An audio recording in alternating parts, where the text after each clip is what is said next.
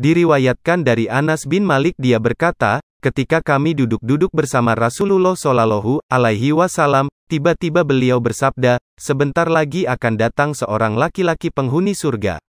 Kemudian seorang laki-laki dari Ansar lewat di hadapan mereka sementara bekas air wudhu masih membasahi jenggotnya, sedangkan tangan kirinya menenteng sandal. Esok harinya Nabi Shallallahu Alaihi Wasallam bersabda lagi, akan lewat di hadapan kalian seorang laki-laki penghuni surga. Kemudian muncul lelaki kemarin dengan kondisi persis seperti hari sebelumnya.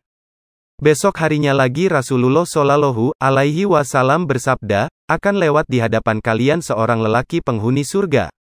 Tidak berapa lama kemudian orang itu masuk sebagaimana kondisi sebelumnya, bekas air wudhu masih memenuhi jenggotnya, sedangkan tangan kirinya menenteng sandal. Setelah itu Rasulullah bangkit dari tempat duduknya.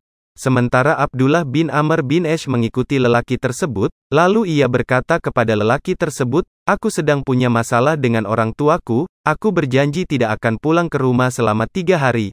Jika engkau mengizinkan, maka aku akan menginap di rumahmu untuk memenuhi sumpahku itu. Dia menjawab, silahkan.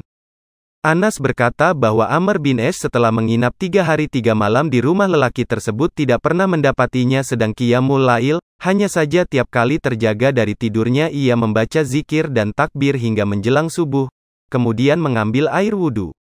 Abdullah juga mengatakan, saya tidak mendengar ia berbicara, kecuali yang baik.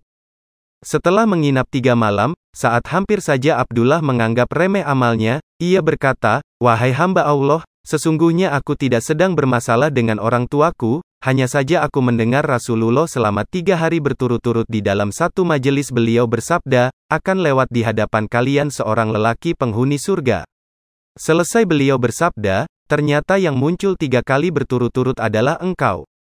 Terang saja saya ingin menginap di rumahmu ini, untuk mengetahui amalan apa yang engkau lakukan, sehingga aku dapat mengikuti amalanmu. Sejujurnya aku tidak melihatmu mengerjakan amalan yang berpahala besar. Sebenarnya amalan apakah yang engkau kerjakan sehingga Rasulullah berkata demikian? Kemudian lelaki Ansar itu menjawab, sebagaimana yang kamu lihat, aku tidak mengerjakan amalan apa-apa, hanya saja aku tidak pernah mempunyai rasa iri kepada sesama muslim atau hasad terhadap kenikmatan yang diberikan Allah kepadanya. Abdullah bin Amr berkata, rupanya itulah yang menyebabkan kamu mencapai derajat itu, sebuah amalan yang kami tidak mampu melakukannya.